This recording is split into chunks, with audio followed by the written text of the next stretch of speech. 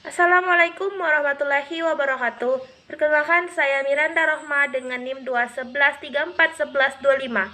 Saya sebagai perwakilan dari kelompok 5. Perkenalkan, nama saya Melani Permatasari.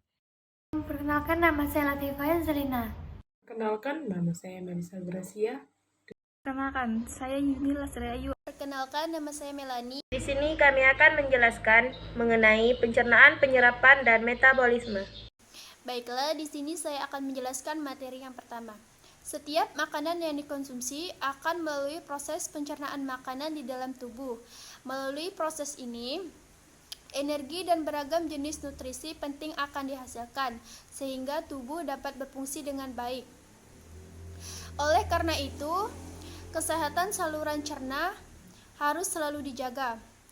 Proses pencernaan makanan melibatkan berbagai organ dalam sistem pencernaan, seperti lambung, hati, pankreas, empedu, dan usus. Setiap organ tersebut memiliki fungsi dan perannya masing-masing saat mencerna makanan. Proses pencernaan makanan dan penyerapan nutrisi setelah dikunyah dan ditelan. Makanan akan dicerna dan diserap nutrisinya. Sedangkan sisa-sisa makanan akan dibuang melalui tinja oleh tubuh.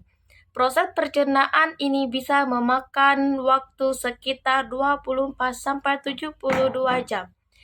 Selain jenis dan jumlah makanan, lama proses pencernaan makanan juga tergantung pada jenis kelamin, metabolisme, dan kondisi medis tertentu. Misalnya pada penderitaan masalah pencernaan atau gangguan penyerapan nutrisi. Berikut ini adalah tahapan proses pencernaan dan penyerapan makanan yang terjadi di dalam tubuh. Penghalusan makanan di mulut. Mulut adalah awal dari saluran pencernaan. Saat makanan dikunyah di dalam mulut, kelenjar liur akan memproduksi air liur guna menghaluskan makanan.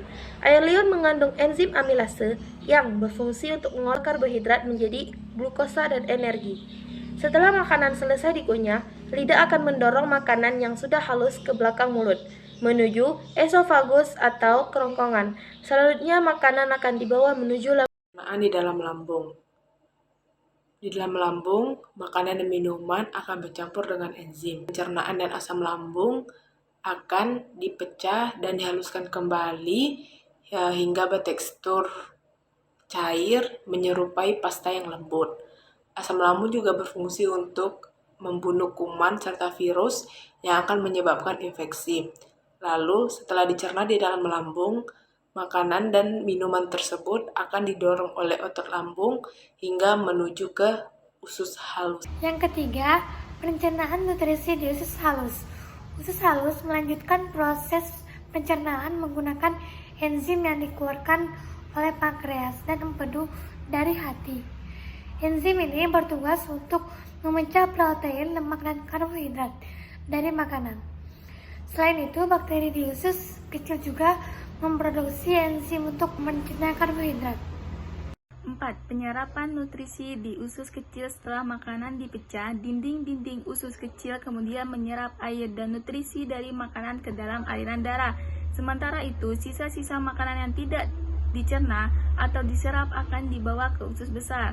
5. Pemantapan sisa makanan di usus besar. Tugas utama usus besar adalah menyerap air dan nutrisi yang tersisa dari sisa makanan, sehingga menjadi lebih padat dan membentuk tinja. Tinja kemudian disimpan di rektum hingga didorong dan dikeluarkan bersamaan dengan racun, limbah, dan cairan berlebih dari dalam tubuh melalui anus dan saat buang air besar. Air dan serat yang cukup merupakan dua faktor yang penting mendukung kelancaran proses pencernaan dan penyerapan makanan. Demikianlah penjelasan singkat mengenai pencernaan, penyerapan, dan metabolisme.